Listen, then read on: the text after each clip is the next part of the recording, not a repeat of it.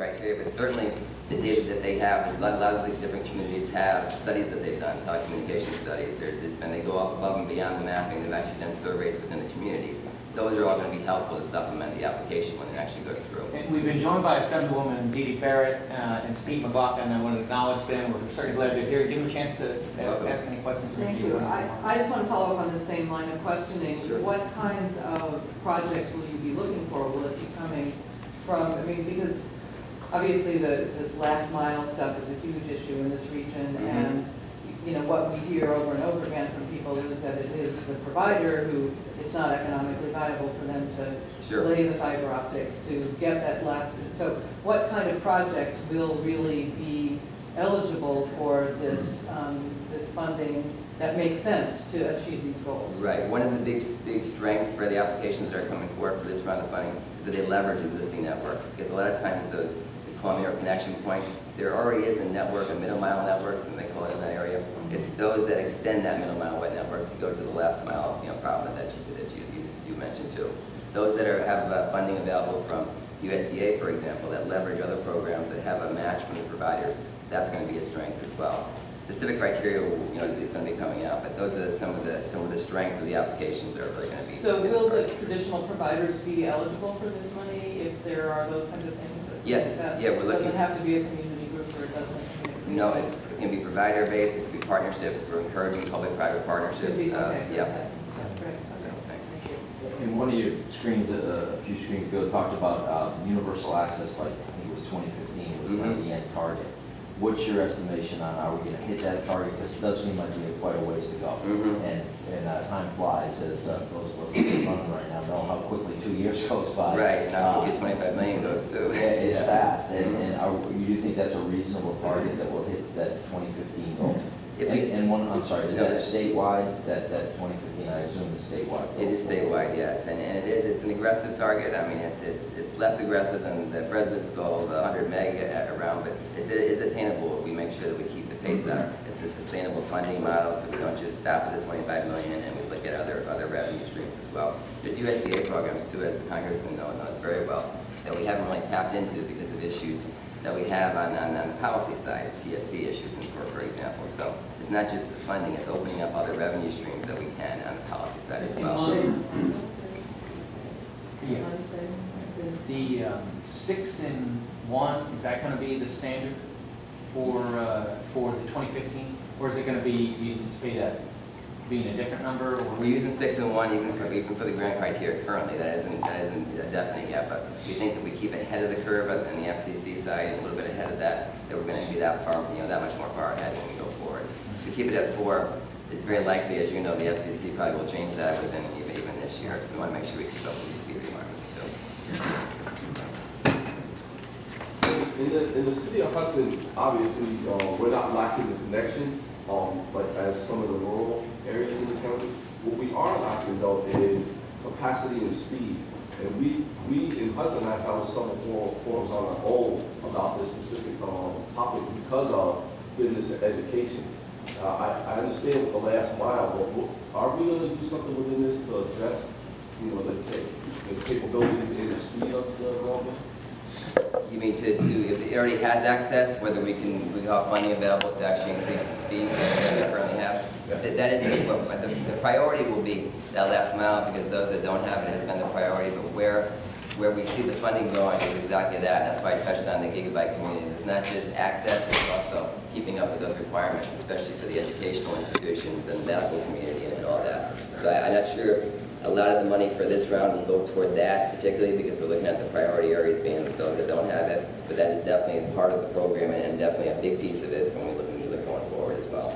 So my question is, and Supervisor Solera brought this up, is have we identified the specific 4% in Columbia County, and also have we identified those who actually want it versus those who don't? Yes, for the first part, but we have not in the second part. We haven't looked at the adoption side of it. We do have adoption numbers statewide, but in terms of assessing what the wants are, I guess, of the community, we don't have those numbers. But again, if you couple that with another program that we're going to try to increase awareness, because those that don't want it currently, there may be barriers that are preventing them from saying that they want it, and that could be the portability and so forth. So yes and no. So then that goes to my last question, affordability, because you brought that up. Obviously, the more people we could connect, the more affordable it becomes. How are we, even locally here in Hudson, it's, like for some people, it's unattainable. So how are we going to address that when you start looking at the last mile? How are you going to factor in that to try to make it affordable to everyone within that region? Well, we're looking at that as far as on the policy side, looking for, perhaps a lifeline program that, is on the federal level. The USF funding reform is currently going on, so there will be funding available for those type of programs on the federal level. The Connect America Fund is one of those. There's also Connect to Compete, so there's federal programs that we're going to partner with the federal government as well to try to bring some of that, some relief in that area as well. But that wouldn't be so much funded program, it would be more on the policy side to make sure that we have provider participation, and we partner with the providers, we partner with the educational institutions, maybe the SUNY systems and the community colleges to actually have the programs available for the community to tap into.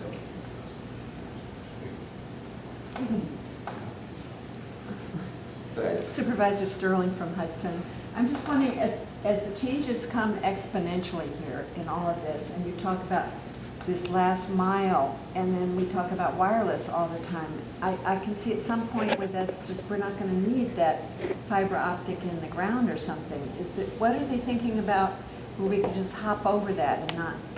Right, you'll see that in our annual report. That's a very good question. The convergence of wireless and wireline, and I think the way we look at it is it's a cost issue. It's right now you're capped. Some of the funding models for mobile wireless, it's capped at a certain usage amount. So the average family that's going to use mobile wireless for the home broadband will be paying exponentially more for that compared to a wireline package where it's basically unlimited access. So until that business model changes, where some of the pricing issues are resolved and it kind of equalizes, we're still looking at broadband as being the typical connection, wireline connection, fiber or cable modem, that type of thing. Does that answer your question? Yeah, I think it's going to get obsolete so fast that I think we should be looking just to increase the benefits of the cost of the wireless. Yeah, well, I think that's more of the business model and see what the market will come out with. Because right now, if a family was going to subscribe to mobile wireless or a broadband plan, it just would be prohibitive. And we're not even talking about the issue of affordability on the regular plan. That's just a different pricing model, I guess. Okay, thank you. Maybe we can touch on that too when we get to the other presentations. And maybe this is the other presentation, but as being mildly ignorant, I'm the Common Council President of the City of Hudson, and I have a similar issue, a question about wireless.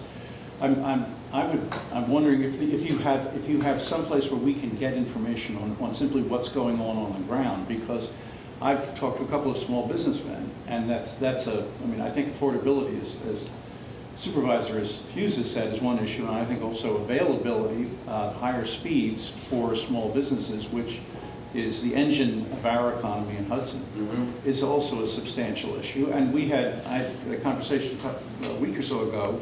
One of the major providers, AT&T, had come in and sold a package that was entirely wireless to a local business that reduced their costs considerably, gave them fax, internet, phones at a considerable savings, and I had never heard of it. It would be great if we had some ability to sort of get that information around, because it does seem, as Supervisor Sterling has suggested, information about those particular packages. Indeed, about what the choices are right now.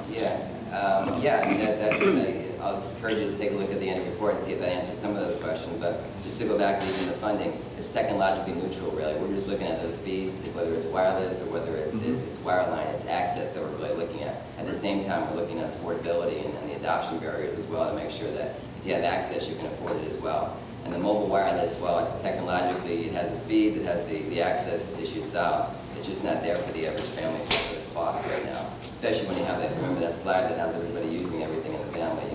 I take your point about the average family, but there's also another category, another cohort, which are small businesses. Sure, I understand that. And we have many businesses where their lifeline is doing business online. Sure.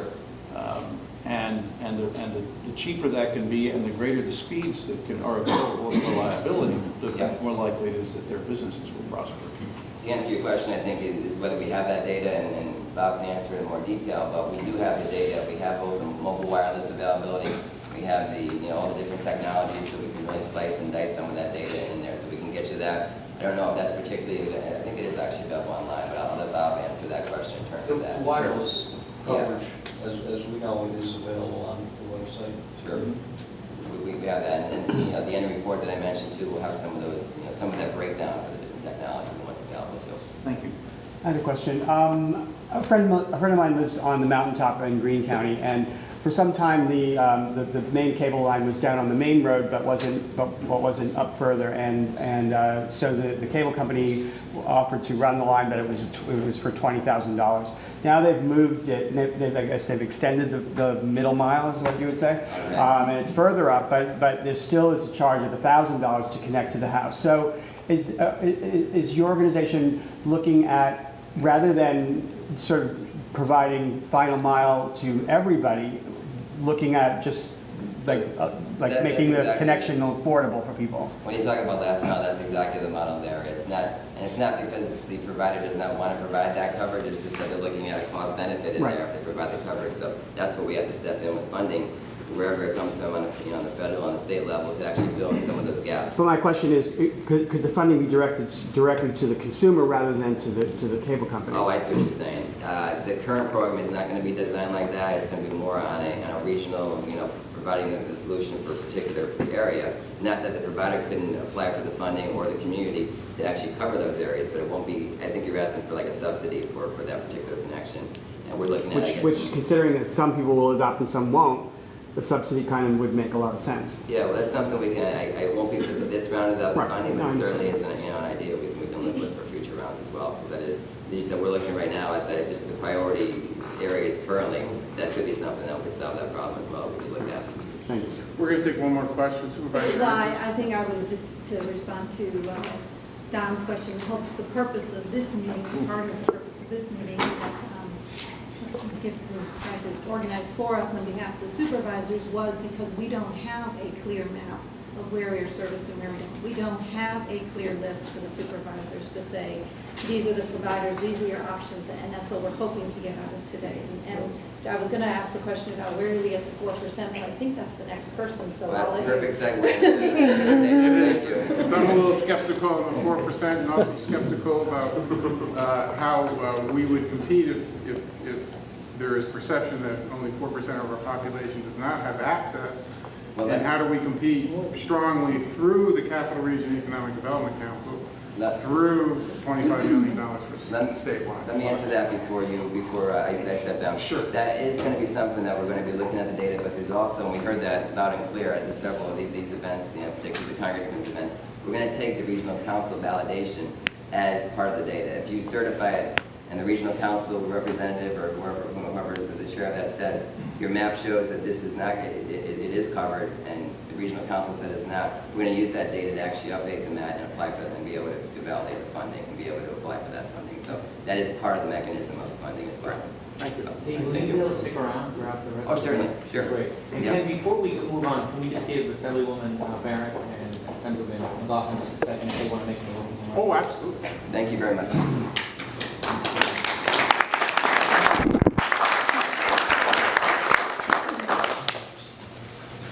Thank you, Congressman. I'm Dee Dee Barrett, the Assembly member for the 103rd Assembly District. And I just want to thank you for the opportunity to learn today, because this is an issue that's critical to our region, particularly this last mile in the city of Hudson, as the supervisors have mentioned.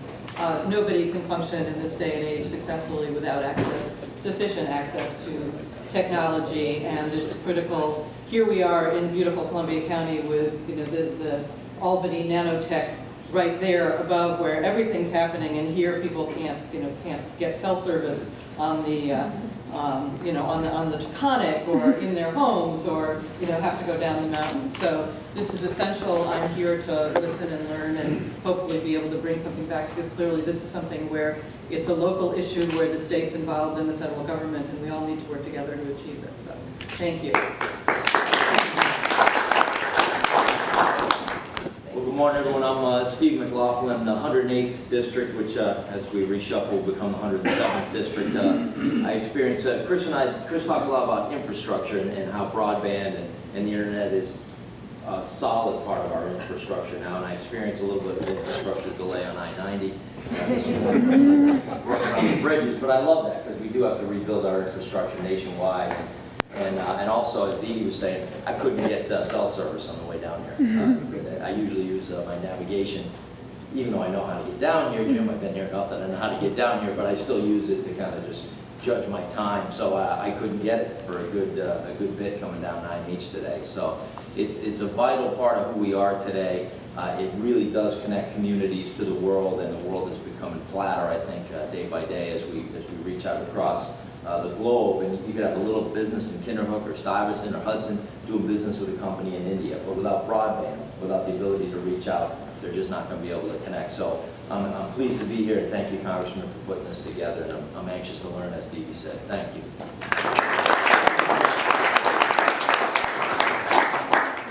So we'll move right on to Bob and the mapping. And I just, while you're walking